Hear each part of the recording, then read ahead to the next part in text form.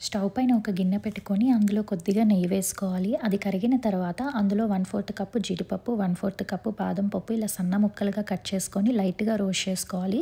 ఇలా రోస్ట్ చేసుకున్న దాన్ని 1 ½ కప్పు ఎండు కొబ్బరి తురుములో మనం ముందుగా రోస్ట్ చేసుకున్న డ్రై ఫ్రూట్స్‌తో పాటు కొద్దిగా పిస్తా కూడా యాడ్ చేసుకొని మొత్తం ఇలా మిక్స్ చేసుకున్నాక ఇందులో 1/4 టు 1/3 కప్పు కండెన్స్డ్ మిల్క్ కూడా యాడ్ చేసుకొని మొత్తం ఒకసారి ముద్దలాగా కలిపేసుకోవాలి.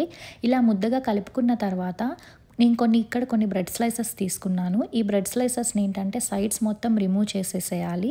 ఇలా వీడియోలో చూపిస్తున్నట్టు సైడ్స్ మొత్తం రిమూవ్ చేసుకున్నాక దీన్ని ఒక చపాతీ కర్ర తీసుకొని ఫ్లాట్‌గా ఒత్తుకోవాలండి. ఇలా ఒత్తేసుకున్నాక మనం ముందుగా మిక్స్ చేసి పెట్టుకున్న మిశ్రమం ఉంది కదండీ, కోకోనట్ అండ్ డ్రై ఫ్రూట్స్‌ది, అది మొత్తం ఇందులో మిడిల్‌లో పెట్టేసుకొని మనం ఇలా వీడియోలో చూపిస్తున్నట్టు దీన్ని రోల్ చేసేసుకోండి. రోల్ చేసేసుకున్నాక అండ్ ఎట్ ద ఎండ్ నేను దాన్ని సీల్ చేయడం కోసం అని చెప్పేసి కొద్దిగా మైదా అని వాటర్‌లో మిక్స్ చేసి పెట్టుకున్నాను సీలింగ్ కోసం. మీరు ఇలా మొత్తం రోల్ చేసుకున్నాక మైదాని వాటర్‌లో మిక్స్ చేసుకున్న దాన్ని అప్లై చేసి సీల్ చేసేసేయాలి.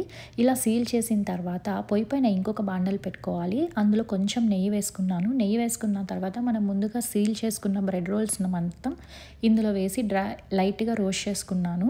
ఇవి మనకి ఒక గోల్డెన్ బ్రౌన్ కలర్ వచ్చే వరకు రోస్ట్ చేయాలి. ఇలా గోల్డెన్ బ్రౌన్ కలర్ వచ్చాక దీన్ని తీసేసి మనం వేరే గిన్నెలో పెట్టేసుకోవాలండి. అండ్ ఇదే ప్యాన్‌లో నేను ఏంటంటే షుగర్ సిరప్ ప్రిపేర్ చేసుకుంటున్నాను. ఈ షుగర్ సిరప్ ఏంటంటే మనకి జీరా బాగా తిక్కుగా రావాల్సిన అవసరం లేదండి. జస్ట్ మనకి గులాబ్ జాములకి యూజ్ చేసే కన్సిస్టెన్సీ వస్తే సరిపోతుంది.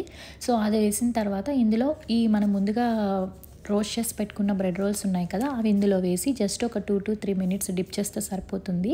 తర్వాత వాటిని మొత్తం బయట తీసేసుకొని ఇలా కండెన్స్డ్ మిల్క్‌తో పైన గార్నిష్ చేసాను. ఇంటికి ఎవరైనా గెస్టులు వస్తే ఇలాంటి ఒక రెసిపీ ట్రై చేసి చూడండి, వాళ్ళకి ఖచ్చితంగా నచ్చుతుంది.